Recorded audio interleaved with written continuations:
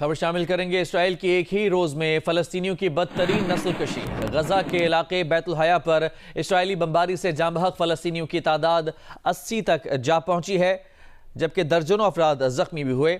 शिमाली गजा पर बमबारी से मजीद 20 फलस्तीनी शहीद हुए। शिमाली गजा में ही जबालिया पनाह गुज़ीन कैंप के अस्पताल पर भी बमबारी की गई। 21 खवातीन और बच्चों समेत 33 फलस्तीनी शहीद कर दिए गए। हमास के रहनुमा खलीलुल हया का कहना है कि इसराइल मंसूबे के तहत बैतुल हया से लोगों को बेदखल करने के लिए नस्लकशी कर रहा है। Hezbollah versus Israel. हिजबुल्लाह ने बहुत बड़ा हमला नेतन्याहू के घर पर कर दिया है और यहाँ पर जी इस दफ़ा मिसाइल या रॉकेट इस्तेमाल नहीं हुए बल्कि ड्रोन अटैक हुआ है। और ये ड्रोन कहा जा रहा है ईरान ने बनाया था और जो कि नेतन्याहू के घर को टारगेट करता है। और अगर नेतन्याहू घर पे मौजूद होते तो नेतन्याहू मारे भी जा सकते थे। सवाल ये है कि इसराइल के पास इतनी बड़ी टेक्नोलॉजी है, आयरन ड्रोम है, 3 एरोज है, उसके बावजूद एक ड्रोन जो है इसराइल के कैपिटल और फिर नेतन्याहू के घर तक कैसे पहुंच जाता है। सीओ की बैठक खत्म होने को आई है और सारे के सारे गेस्ट वापस लौट रहे हैं। इसी बीच में और जो बड़ी बड़ी खबरें निकल के आई हैं वो पाकिस्तान के लिए तो बहुत ही ज़्यादा दिल दहला देने वाली हैं, क्योंकि एक तरफ पाकिस्तान के दरवाजे तक थर्ड वर्ल्ड वॉर जिसको माना जा रहा है वो आ चुका है। बगल में ही ईरान है जहां पर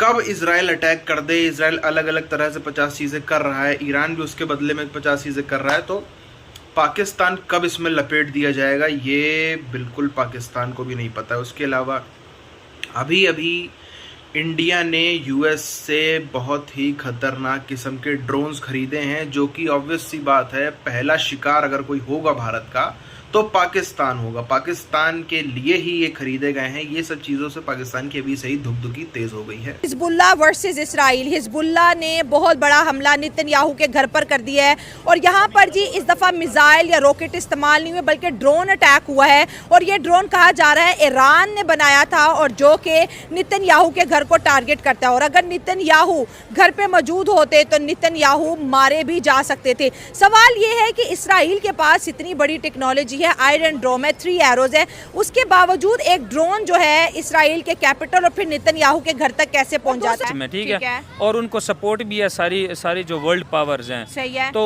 मेरा ख्याल है कि ये नहीं रुकेगा। और मिडिल ईस्ट अगर रियलिस्टिकली देखा जाए, आइडियली तो कह सकते हैं मुसलमान ये कर देंगे वो कर देंगे। हाँ, जज्बा है, जंग है, शहादत है। पर्सपेक्टिव थ्योरी के लिहाज से हम देखें तो उसके लिहाज से मुसलमानों ने कुछ भी नहीं करना, ना सऊदिया ने करना। एक ही है ईरान जो इनको, क्योंकि ईरान खुद जंग में फंस गया है ना, वही ना, वो उसको ये पहले से भी कर रहा है तो वो हमेशा से सबको है। जो नाज़ीज़्म का एक नया बाब है।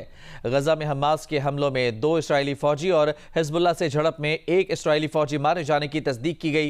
हिजबुल्लाह की जानिब से इसराइल के शुमाली इलाके पर 180 से ज़ायद रॉकेट दागे गए, जिनमें 1 इसराइली हलाक और 10 जख्मी होने की तस्दीक की गई है। हिजबुल्लाह की जानिब से इसराइली वज़ीर आज़म बेंजामिन नेतन्याहू के घर पर हफ्ते को ड्रोन हमला भी किया गया, ताहम वो घर पर ना होने की वजह से महफूज रहे। इसराइल ने बुध के बाद पहली बार लबनान के इलाके दाहिया पर एक बार फिर फ़िज़ाई हमले भी किए हैं, जिनसे कई मकामात पर आग भड़क उठी। इब्तदाई तौर पर जानी नुकसान की तफसीलात सामने नहीं लाई जा सकी।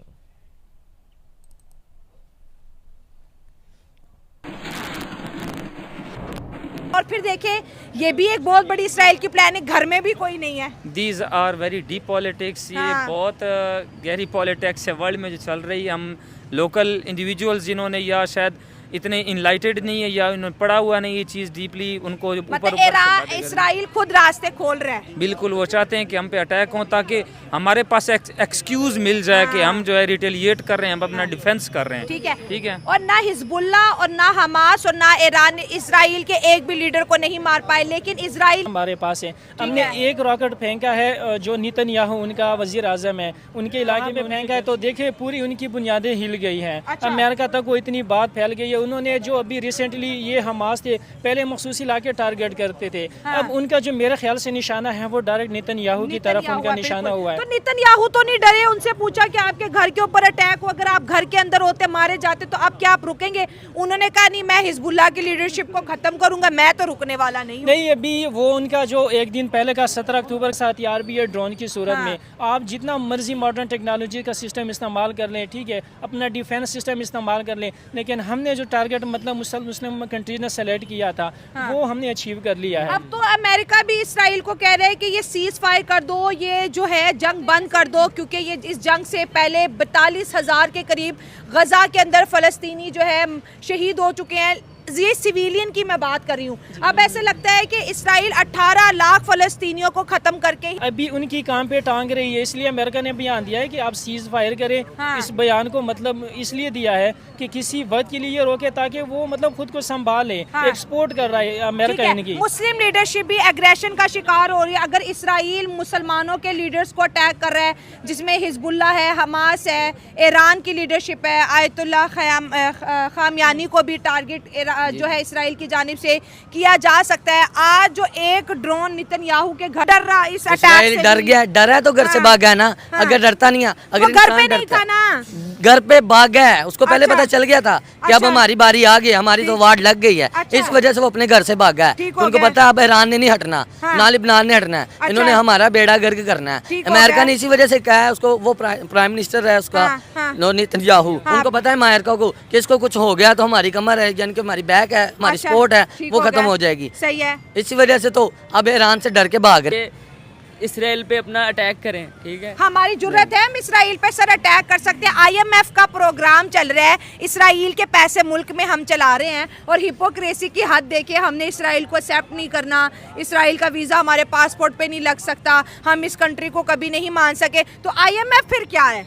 ये IMF तो आपको भी पता है, ये सारे यहूदों बिल्कुल नसारा की तंजीम है, ठीक है। अल्लाह इनको गर्क करे और ये काफ़ी खुश आइन बात है। करे वो तो हर दफा। और मेरी दुआ है अल्लाह मुस्लिम उम्मा को मुत्तहिद करे ताकि हम इस तरह के जो एजेंट हैं, ये यहूदी हैं, इनको अल्लाह सब हस्ती से मिटाए। और ये उसी वक्त मुमकिन हो सकता है जब मुस्लिम उम्मा एक हो जाए। इसराइल नहीं डर रहा ना, इसराइल चलो फेल हो गया, ये एक ड्रोन उसके घर तक पहुंच गया जो कि हिजबुल्ला की जानिब से अटैक है, क्योंकि हिजबुल्ला की लीडरशिप को इसराइल खत्म कर रहा है। उसने पहले जो है बढ़ता है तो मिट जाता है, अच्छा। खून तो फिर खून है, गिरता है तो रंग लाता है। देखें जो इसराइल ने हरकतें की हैं मुसलमानों के ख़िलाफ़, उसका इसको आज अंजाम मिल रहा है। जो आप कह रही हैं डर नहीं गया, डर रहा है, नहीं डर रहा, उसके पे अटैक हो रहे हैं, उसके घर तक अटैक अब चले गए हैं और इंशाल्लाह ये रुकेंगे नहीं, ये बढ़ेंगे। तो ये तो गल्फ कंट्री को आग की लपेट की तरफ ले जा रहे हैं। आप कह रही हैं कि इसराइल नहीं डर रहा, एक बंदे के घर में अटैक। खबर शामिल करेंगे। इसराइल की एक ही रोज में फलस्तीनियों की बदतरीन नस्लकशी। गजा के इलाके बैतुल हया पर इसराइली बमबारी से जाँ बहक फलस्तीनियों की तादाद 80 तक जा पहुंची है, जबकि दर्जनों अफराद जख्मी भी हुए। शुमाली गजा पाकिस्तान में बेहद ही खौफ का माहौल है, डर का माहौल है, क्योंकि एक तरफ पाकिस्तान के अफगानिस्तान है जिसने आधा पाकिस्तान में आज बवाल मचा रखा है, बल्कि आधे ज़्यादा ही, बट आधा ही मान लेते हैं, थोड़ी सी सेफ्टी के लिए आधा ही मान लेते हैं। आधे पाकिस्तान में बवाल मचा रखा है, पूरा KPK, पूरा बलूचिस्तान, आधा पंजाब, आधा सिंध में, हर तरफ कभी भी धमाके हो जाते हैं, फौजी उठा लिए जाते हैं, पुलिस वाले उठा लिए जाते हैं, उनके संग में क्या क्या किया जा रहा है, लोगों के संग में क्या क्या किया जा रहा है, हफ्ते वसूले जा रहा है। बलूचिस्तान KPK में तो फौज कुछ कर नहीं पा रही है। साथ ही साथ में एक तरफ है इंडिया की तरफ ये गोली भी चलाएंगे तो उनको पता है कि इन पर क्या बीतेगी। इंडिया की तरफ से कोई कर्जा भीख भी नहीं मिल रही है। अभी जयशंकर साहब गए थे, उम्मीद इन लोगों को यही थी कि कुछ ना कुछ कर्जा या भीख वगैरह मिल जाएगा, कुछ ना कुछ हम बल्ले बल्ले करेंगे पाकिस्तानी फ़ौज, मगर वो बल्ले बल्ले बीच में ही बल्ले बल्ले हो गई। साथ ही साथ में जो इनका पश्चिमी छोर है, जो इनका वेस्टर्न बॉर्डर है, वहाँ पर है ईरान, और वो इस समय सबसे बड़ा थ्रेट बन चुका है, क्योंकि ईरान तक वर्ल्ड वॉर 3, जिसको अभी माना जा रहा है कि वर्ल्ड वॉर 3 का किसी भी दिन अचानक से खबर आएगी, रूप ले लिया। ऑलरेडी इजराइल और ईरान का जो विवाद है उसमें बहुत सारे और भी देश शामिल हैं और ये वर्ल्ड वॉर का रूप लेता ही चला जा रहा है। ईरान तक पहुंच गया है, ईरान पे अक्सर अटैक्स होते रहते हैं, और कब ईरान के साथ साथ में पाकिस्तान की भी बजा दी जाए, पाकिस्तान की भी धज्जियाँ उड़ा दी जाए, पाकिस्तान को खुद को भी नहीं पता है। जब तक इजराइल ने कुछ नहीं किया है तभी तक वो बचा हुआ, और इजराइल इंडिया का है बहुत अच्छा दोस्त, तो पाकिस्तान आज नहीं तो कल तोड़ा जाएगा, ये बात भी पूरी तरीके से तय है। अब पाकिस्तान को समझ में नहीं आ रहा है करें तो करें क्या। जितने इनके यहाँ पे पैसे वाले लोग थे, जितने इनके यहाँ पे मजबूत लोग थे, वो सब भाग चुके हैं। जो कुर्सी तोड़ के, जो जिसके पास कोई कुर्सी है सिर्फ वही बैठा है, वरना जिनके पास में कुर्सी कभी थी अब नहीं है, या उनके पास में कोई रीज़न नहीं है पाकिस्तान में रुकने को, सब भाग चुके हैं। पूर्व जितने आर्मी चीफ थे, पूर्व जितने नेता थे, सब भाग चुके हैं। आप देखो नवाज शरीफ भागने की फिराक में है, बाकी सब बड़े बड़े नेता भागने की फिराक में, क्योंकि पाकिस्तान में रहना भी जो है वो कोई बहुत ज़्यादा सेफ तो छोड़िए सिक्योर भी नहीं रहा।